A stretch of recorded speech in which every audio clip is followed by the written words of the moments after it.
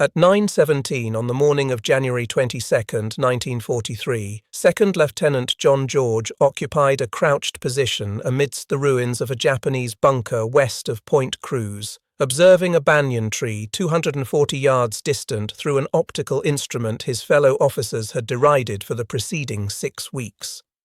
27 years of age, a former Illinois state champion, he possessed 0 confirmed eliminations. The Japanese military had 11 snipers operational within the Point Cruz groves, and within the past 72 hours, these individuals had terminated 14 soldiers from the 132nd Infantry Regiment. George's commanding officer had characterized his personal rifle as a plaything. Other platoon leaders referred to it as his matrimonial acquisition through correspondence. Upon unpacking the Winchester Model 70, complete with its Lyman Alaskan telescopic sight and Griffin and Howe mounting system at Camp Forest in Tennessee, the unit armourer inquired if the instrument was intended for Servids or Germans. George clarified its intended use was for the Japanese. Their unit deployed before the firearm's arrival. George consequently spent the maritime transit to Guadalcanal, observing his compatriots maintaining their standard-issue M1 Garands, while his own weapon remained sequestered in an Illinois warehouse. He formally requested its conveyance through military postal channels. 6 weeks later, in the concluding days of December 1942, a supply sergeant presented him with a wooden crate conspicuously labelled "Fragile." Within resided the rifle for which he had allocated 2 years of National Guard remuneration. The firearm itself weighed 9 pounds. The telescopic sight contributed an additional 12 ounces.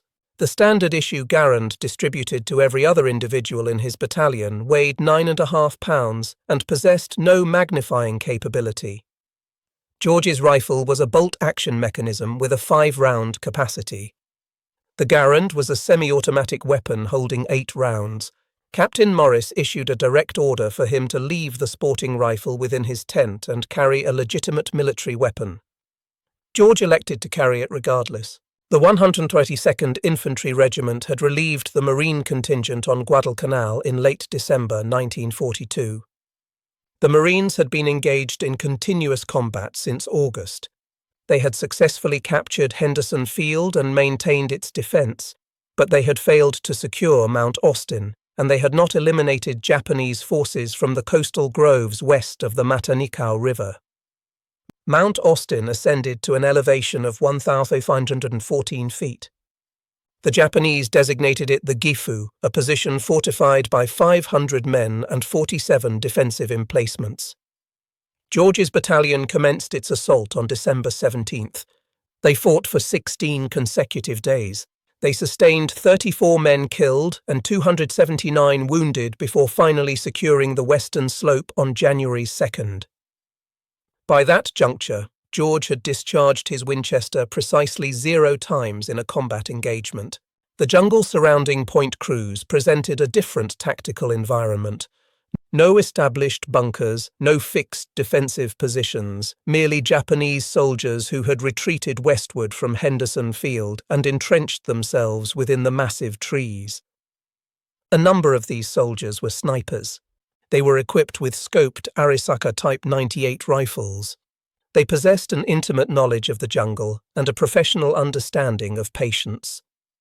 On January 19th, a sniper eliminated Corporal Davis while he was replenishing canteens at a creek. On January 20th, another sniper killed 2 soldiers from L Company during a patrol. On January 21st, 3 additional men perished. One was shot through the neck from a tree the patrol had passed on 2 separate occasions. The battalion commander summoned George that evening. The Japanese snipers were inflicting casualties upon his men at a rate exceeding that of malaria. He required an individual who possessed marksmanship capability. He desired to know if that mail-order rifle could actually strike a target. George detailed his qualifications: Illinois state champion at 1,000 yards in 1939, 23 years old at the time, the youngest victor in the state's history. Capable of 6-inch shot groupings at 600 yards using iron sights, and with the Lyman Alaskan scope, 5 rounds inside a 4-inch dispersion at 300 yards. The commander provided him until the following morning to substantiate his claims.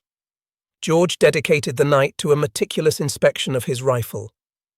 The Winchester had been preserved in Cosmoline for the ocean voyage. He cleaned it once more. He verified the scope mounts. He loaded 5 rounds of .30-06 hunting ammunition he had personally packed in Tennessee, distinct from standard military ball ammunition which utilized the same cartridge as the Garand. At dawn on January 22nd, George advanced into a firing position within the ruins of a Japanese bunker his battalion had captured 3 days prior. This bunker provided an overwatch of the coconut groves west of Point Cruz. Military intelligence indicated that Japanese snipers operated from the large trees in that specific area, banyan trees.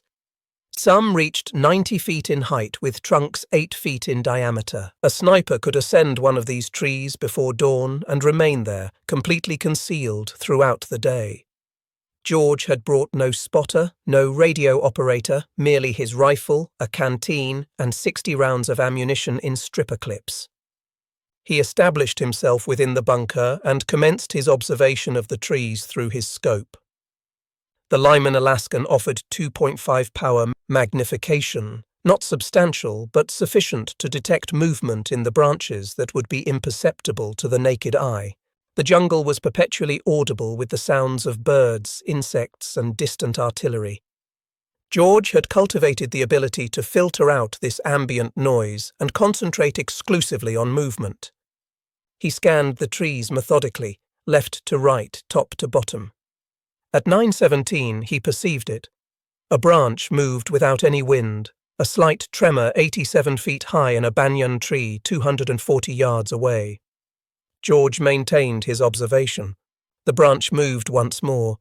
Then he discerned the form, a man in dark clothing, positioned within a fork where 3 branches converged. The Japanese sniper was oriented eastward, observing the trail where George's battalion had been transporting supplies. George made a minor adjustment to his scope, 2 clicks right to compensate for wind. He regulated his breathing. The Winchester's trigger mechanism was impeccably smooth, breaking at 3.5 pounds, a characteristic he had spent hours perfecting at Camp Perry before the war. Now he would determine if a civilian target rifle could eliminate a man trained to kill him first. George applied pressure to the trigger. The Winchester recoiled into his shoulder. The report echoed through the jungle. At a distance of 240 yards, the Japanese sniper convulsed and fell, his body plummeting 90 feet through the branches to impact the ground near the tree's base. George operated the bolt, ejecting the spent cartridge and chambering a fresh round. He kept his scope fixed on the tree, awaiting further movement. None occurred. The sniper's partner would be in close proximity. Japanese snipers operated in pairs, 1 shooter, 1 spotter. If George had just eliminated the shooter, the spotter was located somewhere within that tree or the adjacent foliage. George scanned the surrounding banyan trees. The scope's limited magnification necessitated a deliberate search. Each tree could conceal multiple individuals. The jungle canopy created shadows that rendered shapes indistinguishable without careful scrutiny. At 9:43, he located the second sniper in a different tree, 60 yards north of the first, positioned lower at approximately 50 feet. This Japanese soldier was descending the trunk, attempting to retreat, having heard the shot and recognizing his position was compromised. George aimed, led the moving target, and fired. The second sniper fell backward from the tree, his rifle clattering down through the branches ahead of him. Both bodies struck the jungle floor within seconds of one another. 2 shots, 2 confirmed eliminations. George reloaded his Winchester from a stripper clip. His hands remained steady, his breathing controlled. This was no different from competitive shooting at Camp Perry, except the targets possessed the capacity to return fire. At 11:21, a Japanese bullet struck a sandbag 6 inches from George's head, spraying dirt into his face. He rolled to the left and pressed himself against the bunker wall. The shot had originated from the southwest, a different direction from the first 2 snipers. George waited 3 minutes before relocating. He inched back to his firing position and glassed the trees to the southwest. The shooter would have relocated after firing. This was fundamental sniper doctrine. But within such dense jungle, relocation options were constrained. George identified him at 11:38 in the third tree from the left within a cluster of 5 banyans, 73 feet high. The Japanese sniper had repositioned to a different branch, but remained within the same tree, a tactical error. George placed the crosshairs on the dark shape and fired. The third sniper fell silently. By noon, George had eliminated 5 Japanese snipers. Information propagated through the battalion. Men who had previously mocked his mail-order rifle now inquired if they could observe his work. George refused. Spectators attracted attention, and attention attracted hostile fire. The Japanese snipers adapted their tactics after the 5th elimination, ceasing movement during daylight hours. George spent the afternoon scanning the trees without further engagement. At 1600 hours, he returned to battalion headquarters. Captain Morris awaited him, the previous mockery absent from his demeanour. He instructed George to resume his position at dawn. January 23rd commenced with heavy tropical rain, which transformed the jungle floor into mud and reduced visibility to less than 100 yards. George remained in the bunker, awaiting a break in the weather. The rain ceased at 8:15. By 08:45, sufficient visibility had returned to resume operations.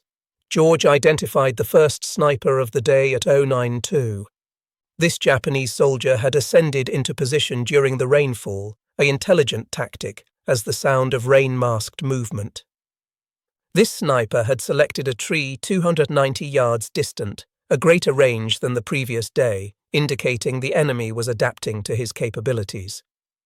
George compensated for the increased distance and fired. The sniper fell. This 6th elimination provoked an unanticipated response. At 09:57, Japanese mortar rounds began impacting the area surrounding his bunker. They had triangulated his position based on muzzle flash or sound. The initial rounds landed 40 yards short, the second salvo 20 yards short. The third salvo would likely strike the bunker directly. George seized his rifle and executed a rapid egress. He sprinted north along the tree line and dove into a shell crater. As the third salvo detonated, the bunker he had occupied moments prior was obliterated by explosions and flying debris. He relocated to an alternative position, a fallen tree 120 yards north of the destroyed bunker, which provided both cover and a clear field of view into the groves. George established himself and resumed his vigil. The Japanese deployed additional snipers that afternoon. They were now aware that George was hunting them, and they initiated counter-sniper operations against him. The tactical dynamic had fundamentally shifted. This was no longer a one-sided engagement, but a duel.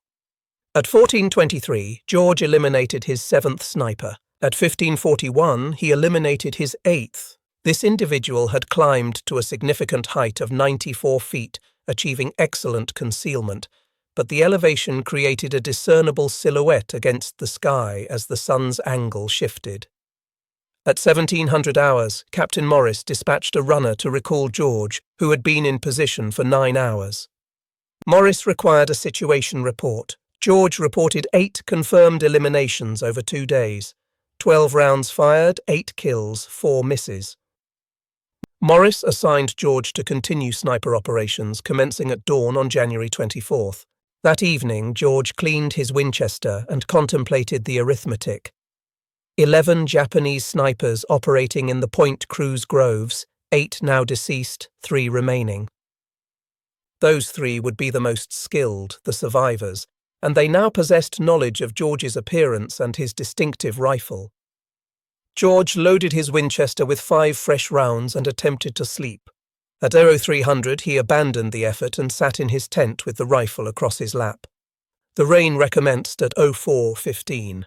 By 0530, its intensity was sufficient to delay dawn operations. George utilized this period to move to a novel position, not the bunker, not the fallen tree, but a location the Japanese would not anticipate. He selected a cluster of large rocks 70 yards south of his previous position, which the Marines had utilized as a machine gun nest in December. This position offered substantial cover and overlapping fields of fire into the groves. He established himself and awaited the cessation of the rain. At 0743, the rain diminished to a drizzle and visibility improved. George commenced his systematic observation of the trees. At 0817 on January 24th, he identified sniper number 9, positioned in a palm tree 190 yards distant, unusually low at only 40 feet. Most snipers preferred elevated positions for superior sight lines. This one had prioritized concealment over elevation. The palm fronds created a natural hide that would be invisible from ground level. However, George was elevated on the rocks, providing him an angled view down into the fronds where he could discern the dark shape of the sniper's shoulders and head. George aimed, controlled his breathing, and began his trigger squeeze, but then he halted. An instinctual apprehension arose. The position was excessively obvious.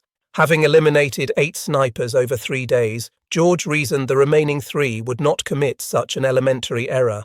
They would not position themselves where an elevated shooter could easily detect them, unless it was a deliberate lure. George lowered his rifle and scanned the surrounding trees. If the sniper in the palm was bait, the actual shooter would be positioned to provide covering fire, observing for anyone who engaged the decoy, waiting for a muzzle flash to facilitate a return shot. George glassed the trees methodically, left to right, top to bottom, inspecting every tree within a 300-yard radius of the palm. The process required 11 minutes. At 0828, he identified the genuine threat. A banyan tree 80 yards northwest of the palm, 91 feet high. The Japanese sniper was perfectly concealed within a natural blind of branches and vines, possessing a clear line of sight to George's previous position at the fallen tree. He was anticipating George's appearance there, or a shot at the decoy in the palm. George confronted a tactical dilemma. First, the actual sniper was observing the wrong location. If George fired at him, the report would reveal his true position, and the sniper could relocate before George could cycle the bolt. Second, inaction would eventually lead the sniper to realize George was not at the fallen tree and initiate a search for him.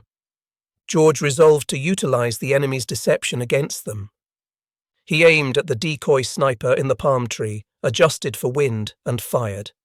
The decoy sniper convulsed and fell from the palm. George immediately traversed his rifle toward the banyan tree, 91 feet high. The actual sniper would react to the shot, turning toward the sound, a movement George detected. He placed his crosshairs on the dark shape and fired before the sniper could complete his turn. The actual sniper fell, his rifle tumbling after him. 2 shots, 2 eliminations. However, George had now revealed his position to any other observers. He seized his rifle and ammunition and ran, moving east along the rock line and descending into a drainage ditch 40 yards away, pressing himself into the mud. At 0834, Japanese machine gun fire raked the rocks he had occupied 6 seconds prior, the bullets ejecting dust and stone fragments. The sustained fire lasted 17 seconds. Upon its cessation, George counted to 60 before moving. He relocated once more, this time to a position 100 yards east, a shell crater partially filled with rainwater. George settled into the crater with water reaching his chest, resting the Winchester on the crater rim to resume his observation. 10 confirmed eliminations. 1 sniper remained. The 11th would be the most proficient, the most intelligent, the most experienced. He had witnessed 10 comrades perish over 3 days. He was familiar with George's tactics, his rifle, and his approximate location. Somewhere within those trees, he was observing, waiting, and planning. George scanned the jungle through his scope. The Lyman Alaskan's magnification rendered distant shapes visible but not identifiable. Every dark spot could be a branch or a man, requiring careful study. At 0947, he recognized his error. The 11th sniper was not arboreal but terrestrial, and he was advancing toward George's position. George detected movement at the periphery of his vision, 60 yards south, low to the ground, a shape progressing through the undergrowth parallel to the tree line. The Japanese sniper was utilizing the jungle floor vegetation for concealment. George remained motionless within the water-filled crater, the Winchester already shouldered, his breathing controlled. However, the firing angle was obstructed by the crater rim. To acquire a clear shot, George would have to elevate himself, thereby exposing his position. The Japanese sniper halted his movement at 0952, having reached a point 40 yards from the rocks. George observed through his scope as the sniper studied the rocks, searching for any indication of his target. George waited, understanding that patience was the sniper's paramount skill, the capacity to remain static, to allow time to elapse, and to await the optimal moment rather than forcing an unfavorable shot.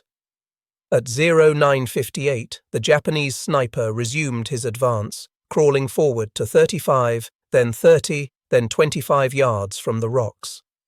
He was approaching from the southern side, the route George had used during his earlier evacuation under machine gun fire. George comprehended the tactic. The Japanese sniper had witnessed the machine gun engagement and deduced George's easterly movement. He was now tracking along the most probable escape route, hunting the hunter. At 10:03, the Japanese sniper reached the rocks, moving into the machine gun nest and assuming a position facing east toward the drainage ditch, the area where George should have relocated. The sniper was now 38 yards from George's actual position in the water-filled crater, but his back was exposed. It presented a clear shot, center mass at 38 yards, an elementary engagement even without an optical sight. Yet George hesitated. This sniper had survived 10 days of American operations in the Point Cruz groves. He had outlived 10 others who had committed fatal errors. This individual would not be so careless. The exposed position in the rocks was excessively vulnerable. No experienced sniper would remain there for more than a few seconds. This had to be another decoy. George maintained his scope on the sniper in the rocks while expanding his visual awareness to the surrounding area. If this was bait, the genuine threat would be positioned to cover it, possessing a line of sight to anyone who took the shot. At 10:06, George identified it. A second Japanese soldier, 70 yards northwest of the rocks, concealed behind a fallen tree trunk. This soldier was immobile, merely observing and waiting, his rifle aimed toward the drainage ditch where George should have been hiding. 2 men, not one. The 11th sniper had brought support, or perhaps these were the final 2 snipers operating in concert. George formulated his plan. He could not engage both men before they could react.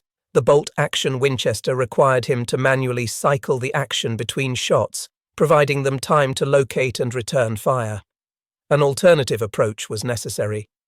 George gradually lowered himself deeper into the water, submerging until only his eyes and the crown of his head remained above the surface, holding the Winchester vertically to prevent water from entering the barrel. Then he waited. At 10:13, the Japanese soldier in the rocks stood upright. Having spent 10 minutes observing the drainage ditch without detecting any movement, he concluded George had withdrawn farther east. He turned and signaled to his partner behind the fallen tree. Both men initiated a movement eastward, advancing parallel to one another 70 yards apart, executing a sweeping maneuver intended to flush George out or pinpoint his position. George remained aquatic and motionless. The 2 Japanese soldiers advanced past his crater. They were now positioned between George and the tree line, their backs fully exposed. George emerged from the water slowly and silently, bringing the Winchester to his shoulder, water dripping from the barrel, his uniform, and his face. He aimed at the nearer soldier, the one from the rocks, now 42 yards distant, and fired. The soldier collapsed. George operated the bolt, chambered a fresh round, traversed his rifle toward the second soldier behind the fallen tree, who was in the process of turning and raising his own rifle. George fired first. The second soldier fell. 11 shots discharged over 3 days, 11 Japanese snipers eliminated. George had cleared the Point Cruz groves of the threat that had killed 14 Americans in 72 hours.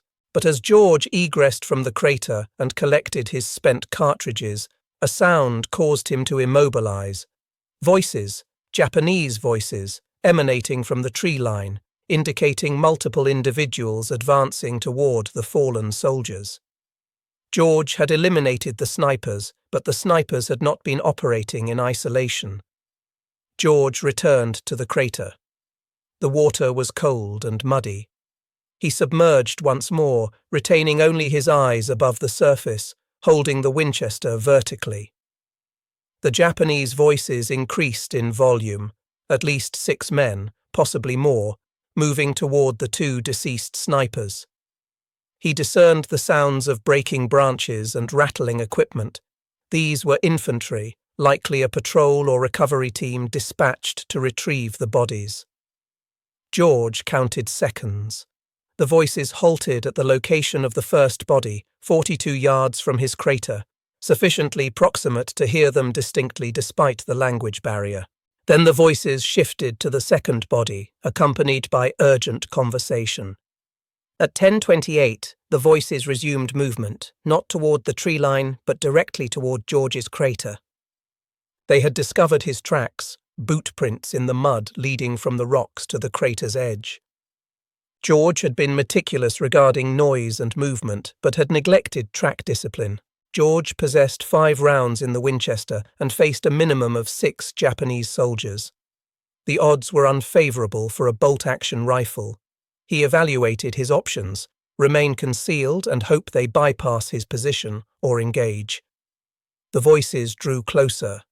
30 yards, 25, 20. At 10:31, a Japanese soldier materialized at the crater's rim, looking downward, his eyes meeting George's. George discharged his rifle from within the water. The soldier fell backward. George cycled the bolt while still partially submerged, chambered another round, and rose. 2 additional soldiers were at the crater's rim. George fired, worked the bolt, and fired again. Both soldiers dropped. 3 rounds remained. George heard shouting. More soldiers were advancing toward him. He evacuated the crater on the northern side, away from the approaching voices, sprinted 20 yards, and took cover behind a fallen tree. Japanese rifle fire erupted through the jungle, bullets impacting the ground near the crater and the fallen tree, fired at perceived movement and sound rather than identified targets. George maintained a low profile, glassing the area through his scope. He detected movement, 2 soldiers advancing toward the crater 50 yards out. He aimed at the lead soldier and fired. The soldier dropped. The second soldier dove for cover. 2 rounds remained. George then heard additional voices behind him. The Japanese were executing a flanking maneuver, one group advancing from the south, another from the east. He was on the verge of encirclement. He made a decision. He could not prevail in a sustained firefight with a bolt-action rifle against multiple adversaries equipped with semi-automatic weapons. He required to break contact and withdraw toward American lines. George seized his rifle and ran north, sprinting through the jungle undergrowth as vines entangled his boots and branches lashed his face. Japanese rifle fire pursued him, bullets snapping past, striking trees and disturbing the earth. He ran for 90 seconds before diving into another shell crater, this one dry. He pressed against the crater wall and listened. The Japanese voices were now distant. They had not pursued but were regrouping around their casualties. George inspected his rifle. Mud on the stock, water still dripping from the barrel. He had 2 rounds remaining and no accessible stripper clips, which were in his pack near the water-filled crater. At 10:47, George initiated movement once more. Not running, but walking cautiously, maintaining a low profile and utilizing the terrain for concealment as he progressed northeast toward the American perimeter. The jungle was silent, devoid of voices or movement, filled only with the sound of his own respiration and the remote reverberation of artillery. At 11:13, George reached the American defensive line. A Marine sentry challenged him. George provided identification. The sentry escorted him through the perimeter. George proceeded to battalion headquarters and reported to Captain Morris, who demanded a comprehensive debriefing. George provided it. 11 Japanese snipers eliminated over 4 days, 12 rounds expended for 11 confirmed hits against them, followed by a firefight with infantry resulting in 3 additional eliminations, consuming 5 rounds in that engagement. Morris inquired about his ammunition status. George reported 2 rounds remaining. Morris asked about the rifle's condition. George stated it was operational but required cleaning due to mud in the action and water in the barrel. Morris instructed George to clean his weapon and rest. No operations were scheduled for the following day. The battalion was reorienting eastward. The Point Cruz groves were no longer a tactical priority. Intelligence indicated the Japanese were initiating an evacuation of Guadalcanal, projected for completion within a fortnight. George returned to his tent, field-stripped the Winchester, and dedicated 2 hours to cleaning every component, removing cosmoline and applying gun oil, running patches through the barrel until they emerged pristine. He verified the scope mounts, adjusted the eye relief, and loaded 5 fresh rounds. At 1400 hours, a communication arrived from division headquarters. The battalion commander required his presence. George proceeded to headquarters, speculating whether Morris had submitted a negative report concerning unauthorized engagement, excessive ammunition expenditure, or independent operations without support. Instead, he found Morris accompanied by 2 other officers, one of whom was Colonel Ferry, the regimental commander. Ferry posed a single question. Could George instruct other men to execute what he had accomplished? George affirmed he could attempt it, but it would necessitate time, rifles equipped with optics, and men who already possessed foundational marksmanship skills. Ferry stated that division possessed 14 Springfield rifles fitted with inertial scopes, sniper systems left behind by the Marines, and that he had 40 men within the regiment who had qualified as expert marksmen prior to deployment. Ferry desired George to establish a dedicated sniper section, train the personnel, develop tactical doctrines, and clear any residual Japanese snipers from American operational zones. George accepted the assignment on one condition: he desired to retain his personal Winchester. Ferry authorized the request. George retained his Winchester Model 70. The 14 scoped Springfield rifles were allocated to the men under his instruction. Training commenced on January 27th. George assembled the 40 men at a provisional range 2 miles east of Henderson Field.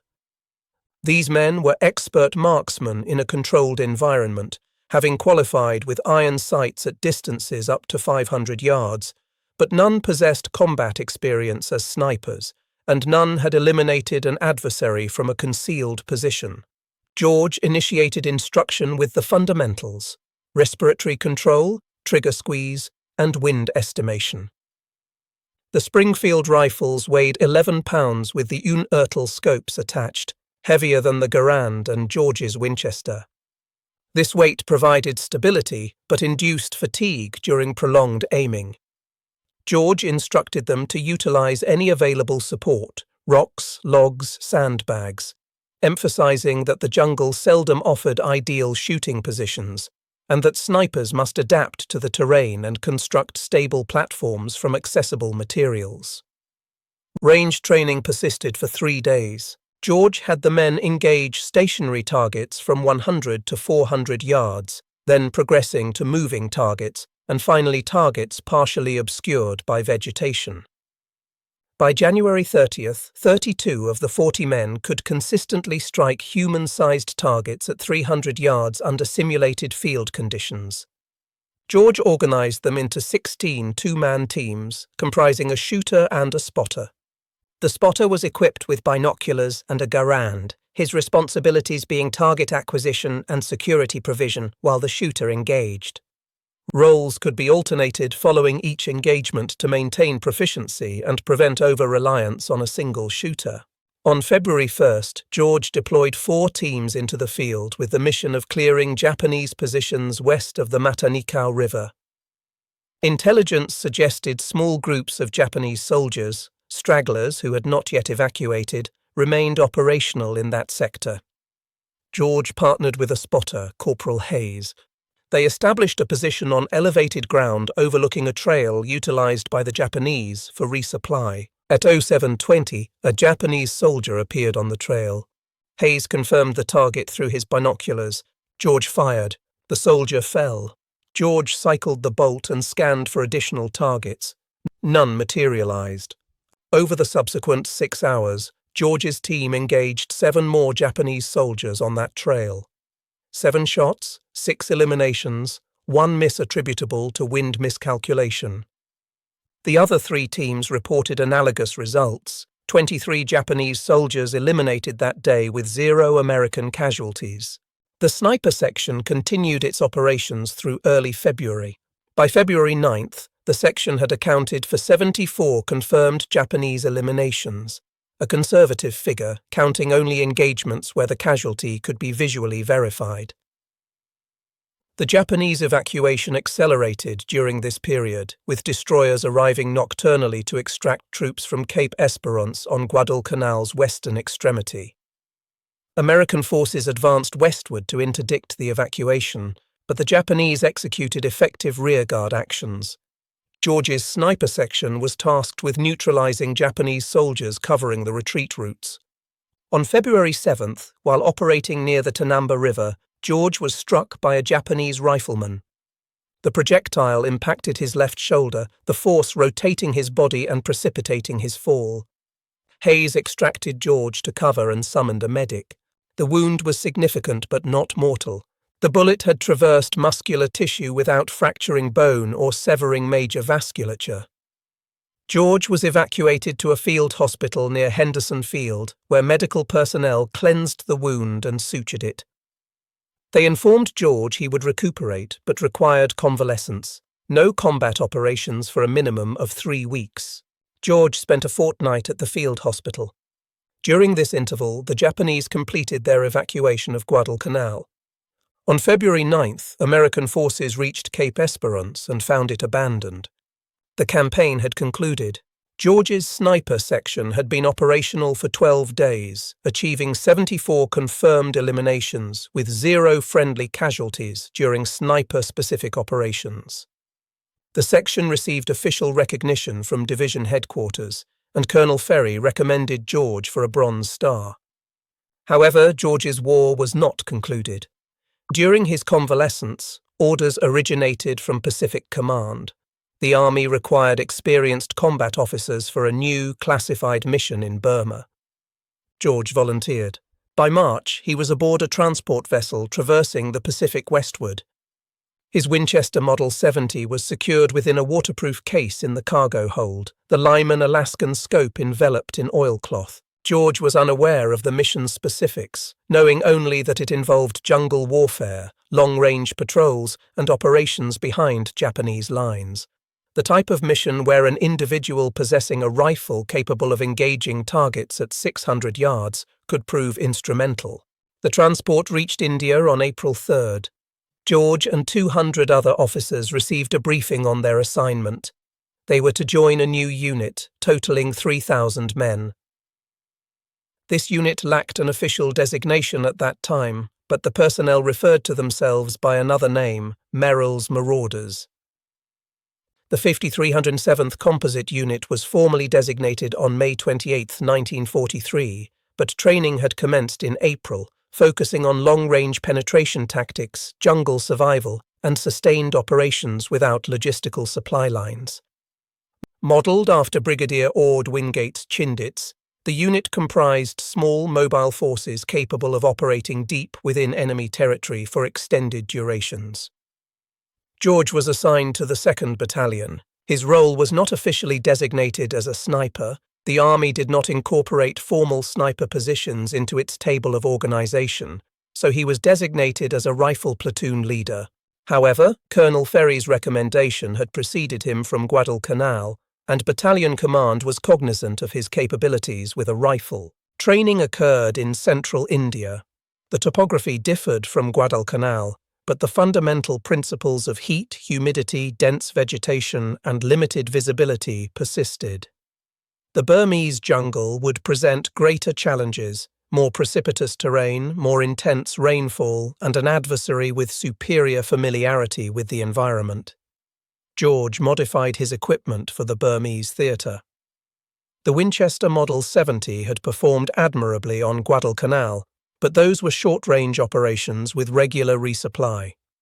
Burma would entail patrols lasting weeks across hundreds of jungle miles, where every ounce of carried weight was critical. George removed the Lyman Alaskan scope and substituted it with a lighter Weaver 330, which provided identical 2.5 power magnification but weighed 8 ounces less. He also replaced the wooden stock with a lighter synthetic variant. These modifications reduced the rifle's weight from 9 pounds 12 ounces to 8 pounds 14 ounces. A marginal reduction, but over a prolonged patrol carrying 60 pounds of equipment, every ounce was consequential. The marauders infiltrated Burma in February 1944. Their objective was to advance through northern Burma and capture the MailOrder airfield, a critical node for Allied supply routes into China. Japanese forces, numbering approximately 4,000 troops, controlled the region.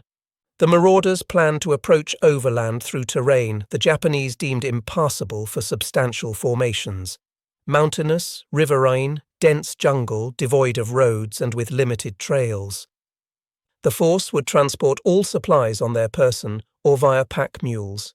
No motorized transport, no artillery support, merely rifles, mortars, and the capability for rapid mobility through formidable terrain. George's battalion initiated the march on February 24th. The first week covered 83 miles through mountainous jungle. Men succumbed to exhaustion. Malaria incidents escalated daily. Pack mules struggled with the terrain, several requiring euthanization after sustaining leg fractures on steep descents. By March, the battalion had traversed 217 miles, engaging Japanese forces on 12 occasions, minor skirmishes, ambushes, and brief firefights followed by rapid disengagement.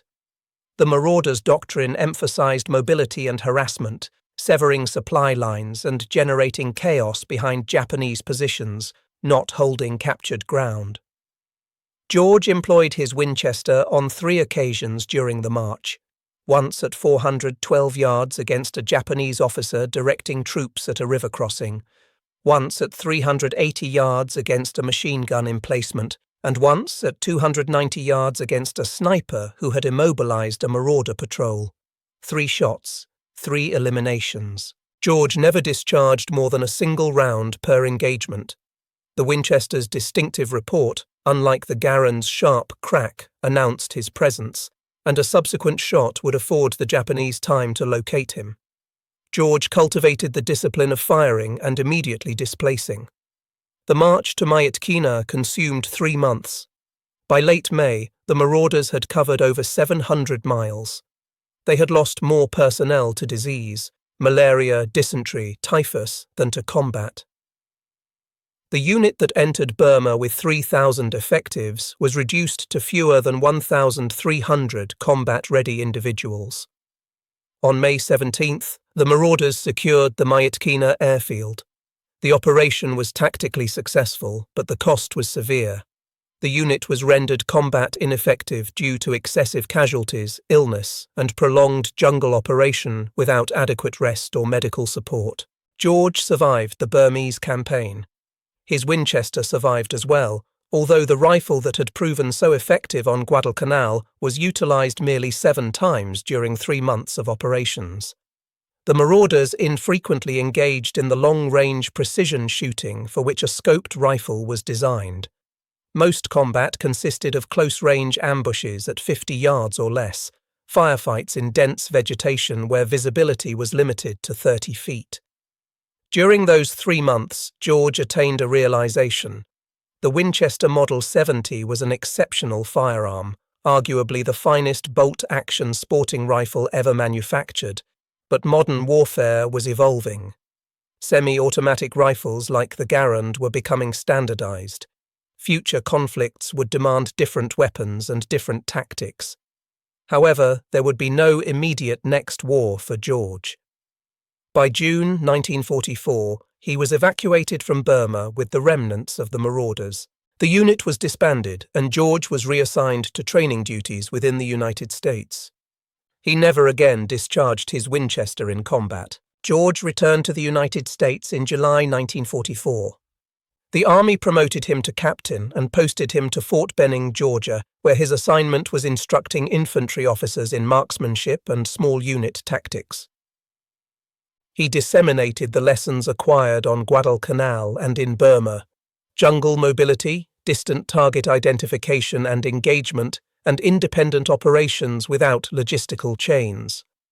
He retained his Winchester Model 70. The rifle had journeyed from Illinois to Tennessee to Guadalcanal, India, Burma, and Georgia. It had accounted for a minimum of 14 confirmed enemy eliminations, likely more. George ceased counting after Burma. The rifle resided in a footlocker within his quarters at Fort Benning, which George seldom opened. The war had transformed. Pacific Islands were being systematically recaptured. American forces were advancing through France into Germany. The requirement for individual marksmen employing privately owned firearms was diminishing as the military standardized mass production, interchangeable components, and soldiers with identical equipment and training. George comprehended the necessity. Modern warfare demanded industrial scale. But he recognized that something was being forfeited: the individual skill, the artisan's approach to soldiering, the concept that a man with the appropriate rifle and training could alter a battle's outcome. George received his discharge from the Army in January 1947, having attained the rank of Lieutenant Colonel and been awarded 2 Bronze Stars, a Purple Heart, and the Combat Infantryman Badge. He returned to Illinois and enrolled at Princeton University under the GI Bill, studying political science and graduating with highest honors in 1950. Subsequent to Princeton, he spent 4 years at Oxford University, followed by 4 years in British East Africa investigating regional politics and institutions. He ultimately settled in Washington, D.C., serving as executive director of the Institute of African American Relations and later joining the State Department's Foreign Affairs Institute as a consultant and lecturer on African affairs. Throughout these years, George never publicly discussed Guadalcanal or Burma. Colleagues were aware of his Pacific service, but they remained ignorant of Point Cruz, the Japanese snipers, and the Winchester Model 70 stored in his residence. In 1947, George resolved to document his experiences, not for publication but for personal archival purposes. He sought to record the weapons and tactics of jungle warfare while the details remained vivid. He wrote for 6 months, producing a manuscript exceeding 400 pages. An associate at the National Rifle Association reviewed the text and proposed publication. George was hesitant. The work was technical, containing detailed descriptions of firearms, ammunition, and ballistics unlikely to interest a general readership. The NRA successfully persuaded him. The book was published in 1947 under the title Shots Fired in Anger, subsequently becoming a classic among firearms enthusiasts and military historians. The text delineated George's experiences on Guadalcanal and in Burma with clinical precision, devoid of embellishment or heroic narrative, merely facts and observations regarding effective and ineffective combat methodologies.